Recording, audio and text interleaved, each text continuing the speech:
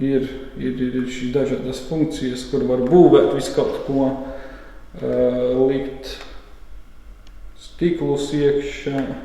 Virtuālā realitāte šobrīd ir neatņemama studiju procesa daļa, uzsver Rēzeknes Tehnoloģiju akadēmijas mācību spēki. Pērn akadēmija iesaistījās 3 valsts mēroga digitālās pratības projektos un tagad strādāt ar mūsdienu jaunākajām tehnoloģijām mācās arī apģērbu un interjera dizaineri.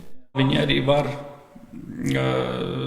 savus izveidotos 3D modeļus vai dizainus ievietot iekšā virtuāli un atrasties reālās dimensijās kopā ar saviem objektiem, kas interjeram ir ļoti būtiski, jo tad viņi var ieiet savā telpā un skatīties, kā viss tur arī izskatās. Darba vietā piedāvāt klientam uzģērbt brilles un paskatīties, kā tas izskatīsies reālajā dzīvē, kas ne tikai atvieglo darbu dizainerim, bet arī atvieglo darbu klientam.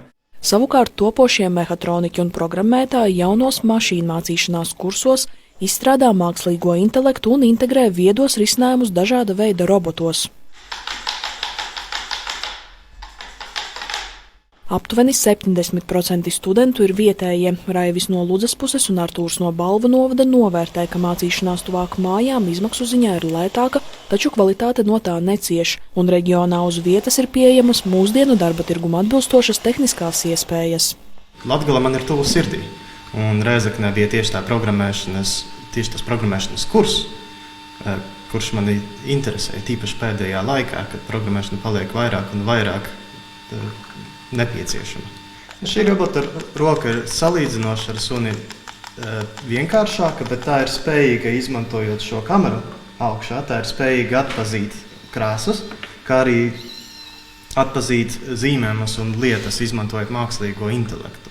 Ļoti labi ir tas, ka mēs varam apgūt jau uz reālas tehnikas, mākslīgo intelektu, izmantojot robotu operētāju sistēmu, un papildus tam viņiem vēl ir lidari, kas spēj telpas plānus izveidot, un ar to mēs varam taisīt jaunus uzdevumus, jaunus risinājumus. Šie risinājumi var noderēt lauksaimniecībā, zinātnē, visādās rūpnīcās. Rēzeknes Tehnoloģiju akadēmijā izveidot arī hibrīda auditorija. Tajā pārbaudījumi, semināri un sapulces vienlaikus notiek gan klātienē, gan attālināti. Pieejama satura prezentēšana no studentu portatīvajiem datoriem bezvadu režīmā. Projekti īstenoti sadarbībā ar citām Latvijas augstskolām un finansēti no Eiropas sociālā fonda. Šeit ir 2 kameras, kas filmē auditoriju no 2 pusēm. Tad ir viena dokumentu kamera, kas dod ļoti labu iespēju mazus objektus demonstrēt attālināti. Tad ir apskaņošanas sistēma ar 6 mikrofoniem uz galdiem, kas arī ļoti ērti mums nodara dažāda veida attālinātais pasākumus, aizstāvēšanas, semināri, kaut kādas konferenču un sapulces. Modernizēt tehnoloģijas un straujāk atjaunot aprīkojumu nolemts, lai celtu studiju procesa kvalitāti un absolventi varētu konkurēt strauji mainīgajā darba tirgū. Arvien vairāk pieprasīti ir inženieri, programmētāji un mehatroniķi, kas spēj ne tikai veidot programmas, bet ar tām veicināt arī ražošanas automatizāciju.